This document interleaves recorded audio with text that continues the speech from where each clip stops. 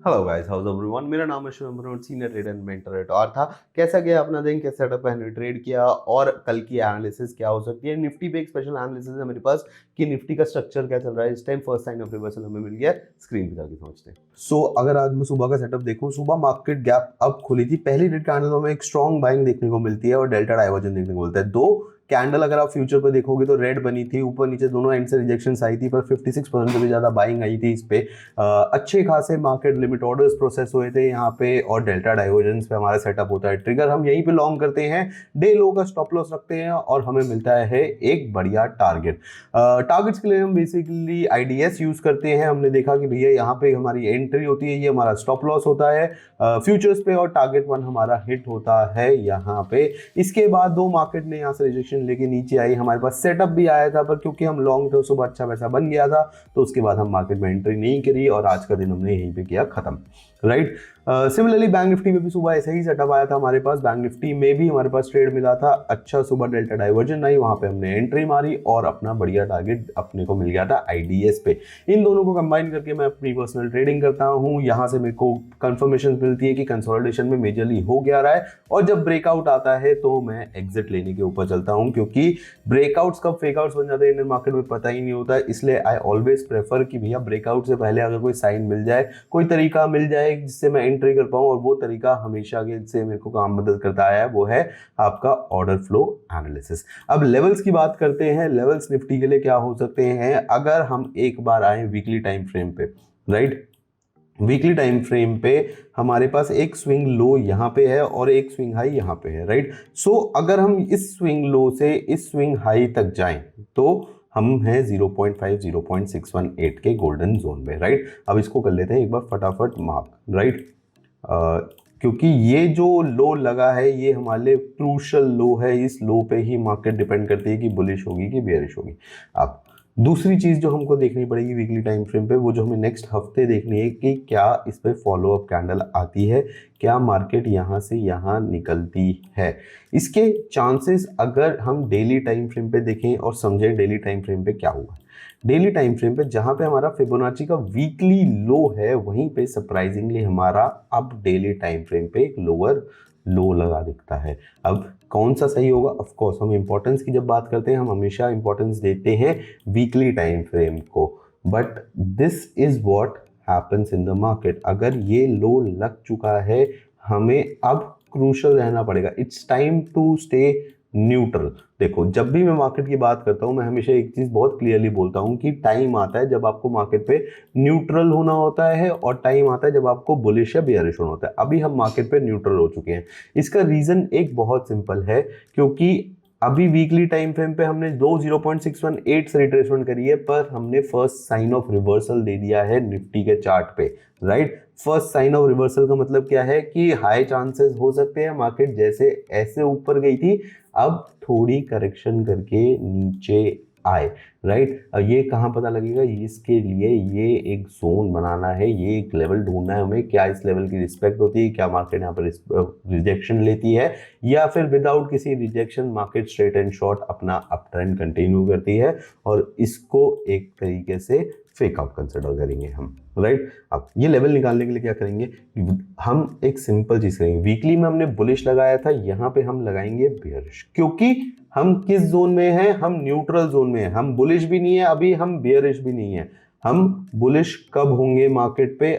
बहुत simple, bullish होने का सिर्फ एक ही अब मकसद होगा, जब मार्केट इस हाई के ऊपर निकलेगी तो हम इसको ब्रेकआउट नहीं फ्रेश ट्रेंड बोलेंगे, फ्रेश अपवर्ड मूव करेंगे 22,800 और 23,000 तक की रैली के लिए, क्योंकि यहां पे हमें वीकली टाइम फ्रेम पे चाहिए होगा एक मॉर्निंग स्टार पैटर्न जो फिबोनाची के साथ बहुत अच्छा काम करता है। यहां पे एक कैंडल हम एक्सपेक्ट करेंगे कि भैया ग्रीन कैंडल आएगी जिसका हाई ऑल टाइम हाई के ऊपर क्लोज होना चाहिए नेक्स्ट वीक, ये होना जरूरी है, पहली बात। दूसरी बात, अब बियरिश कब होंगे हम? राइट।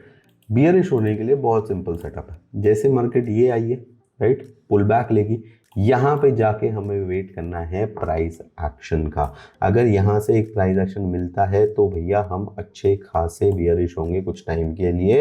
एटलीस्ट जो मेरा मानना है, हम एक टाइम बेस्ड करेक्शन करेंगे तो करेंगे अराउंड अप्रैल में मिड तक हम करेक्ट हो सकते हैं मार्केट में। During the just before election हम एक्सपेक्ट कर सकते हैं मार्केट में थोड़ा ड्रॉप आएगा, राइट। अब वेट लेवल्स जो हमारे निकले थे एक बार फिर मैं मार्क कर लेता हूं। I will use this as my swing low swing high for my bearish setup. So मेरे लिए मार्केट में जो ऊपर की तरफ एक अच्छी खासी रिजेक्शन जोन है वो है कहीं ना कहीं हद तक 22,212 से 22,112। ये मेरे पास बेयरिश जोन है। यहां से अगर मार्केट रिजेक्ट होती है तो मैं वेट एंड वॉच स्टेट में नहीं, मैं बेयरिश हो जाऊंगा। यहाँ पे कैसी रिजेक्शन आएगी, either there should be a bearish engulfing, right, और here should be a evening star pattern. Evening star pattern मतलब अगर ये एक ग्रीन कैंडल है तो टॉप पे एक कैंडल बने और अगली रेड कैंडल इस कैंडल के लो के नीचे बंद हुए। So what I am expecting कि यहाँ पे यूजुअली जो मैंने देखा है मार्केट में बेयरिश पैटर्न बनने के लिए सबसे बेस्ट पैटर्न होता है हमारा इवनिंग स्टार या मॉर्निंग स्टार पैटर्न। तो जैसे हम वीकली टाइम फ्रेम पे मॉर्निंग एक्सपेक्ट कर रहे हैं, हम यहाँ पे अपना एक्सपेक्ट करेंगे इवनिंग स्टार। लेट से कल एक कैंडल ऐसी बनती है, मंडे को we test this and Tuesday को वी टेस्ट दिस, राइट। तो ये कैंडल रेड होनी चाहिए, ये कैंडल आपकी ग्रीन रेड कोई सी भी कैसी भी हो कोई फर्क नहीं पड़ता, ये कैंडल आपकी ग्रीन होनी चाहिए, राइट। तो ये मेरे लेवल्स, ये मेरा सेटअप है जो मैं सोच रहा हूँ मार्केट में कि कुछ ऐसा हो सकता है। अब जब चार्ट बनेगा, हम यहाँ पे एंटिसिपेट कर रहे हैं, लेवल्स की मार्किंग कर रहे हैं कि फिबोनाची के जोन पे हम कुछ ऐसा देख सकते हैं। क्यों? क्योंकि पास्ट में भी हमने ऐसा देखा है। सो ऊपर की तरफ हमारे लेवल्स हो गए हैं शॉर्ट। जब तक मार्केट 22,212 तक है तब तक हम भैया मार्केट से थोड़ा दूर रहेंगे। इंट्राडे 40-50 पॉइंट मिले तो मिले, नहीं मिले तो कोई बात नहीं। अब नीचे की लेवल जो हमारे पास है वो बहुत ही सिंपल है, ये वीकली लो बहुत इंपॉर्टेंट रहेगा हमारे लिए। सो हम इसको मार्क करेंगे अपने डेली टाइम फ्रेम पे and this is the level जहाँ पे हमने 2 बार रिवर्सल देखा है। तो ये लेवल जो हमारा लो है बहुत इंपॉर्टेंट रहेगा। नीचे का लेवल हमारा हो गया है सॉर्टेड बिल्कुल कि भैया 21,700, यस। ये कुछ 405 पॉइंट की रेंज होगी मार्केट की, जिस रेंज में मार्केट फंसी पड़ी है। ऊपर की तरफ आपके पास जो पॉइंट्स हैं अगर मैं देखूं कुछ बहुत ज़्यादा नहीं है। ऊपर के आपके पास पॉइंट्स है 200, नीचे के आपके पास पॉइंट है कुछ 280। तो ये ऑलमोस्ट 500 पॉइंट की रेंज है जिसपे मार्केट अभी निफ्टी स्टक लग रहा है। जो लग रहा है कि भैया मार्च है, फाइनेंशियल ईयर सेटलमेंट्स होती हैं, भैया बंदे अपने लॉसेस बुक करते हैं, कुछ टैक्स की एडजस्टमेंट्स करते हैं, तो एक्सपेक्टेड है कि हम शायद अब थोड़ा करेक्ट होंगे।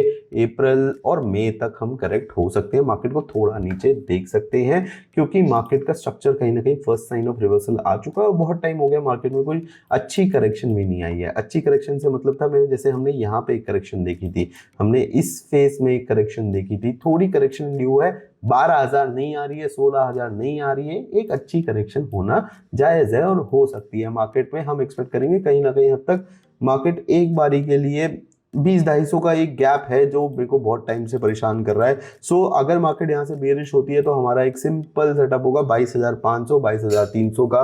ये जो गैप फिलिंग जोन है ये गैप फिल हो सकता है हमारा in the coming days if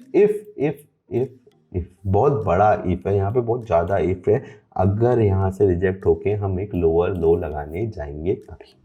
ये थी पूरी एनालिसिस निफ्टी की। बैंक निफ्टी में भी हम बेयरिश हैं। बैंक निफ्टी ने ऊपर से बहुत गंदी रिजेक्शन ली है, ये कोई भी अच्छा साइन नहीं होता है और बहुत ही ज्यादा साइडवेज। जहां मार्केट खुल रही है, मैं पिछले 4 वीडियो से बोल रहा हूँ, इस टाइम 9-20 का स्ट्रैडल जो पैसा दे रहा है मेरे हिसाब से और कुछ नहीं दे रहा होगा। 1 2 3 4 5 6 जहां खुल रहे हैं वहीं बंद हो रहे हैं, 10-50 पॉइंट ऊपर 10-50 पॉइंट नीचे। सो बहुत ही गंदा सेटअप है। बैंक निफ्टी में हमें वेट एंड वॉच स्टेट में रहना है। बैंक निफ्टी में अगर क्योंकि ये लो निकला, वी आर एंटिसिपेटिंग कि बैंक निफ्टी तेज नीचे जाएगा, 45,819 के लेवल तक तेज जा सकता है और इसके नीचे सीधा जो बैंक निफ्टी का सपोर्ट है 44,470 के आसपास है। गैप फिलिंग बैंक निफ्टी कर चुका है ऊपर की, और अगर बैंक निफ्टी अगर नीचे कुछ जाएगा तो तेज जाएगा बैंक निफ्टी, क्योंकि हमारे जो HDFC बैंक है ये खींचेंगे इनको अच्छा खासा, राइट।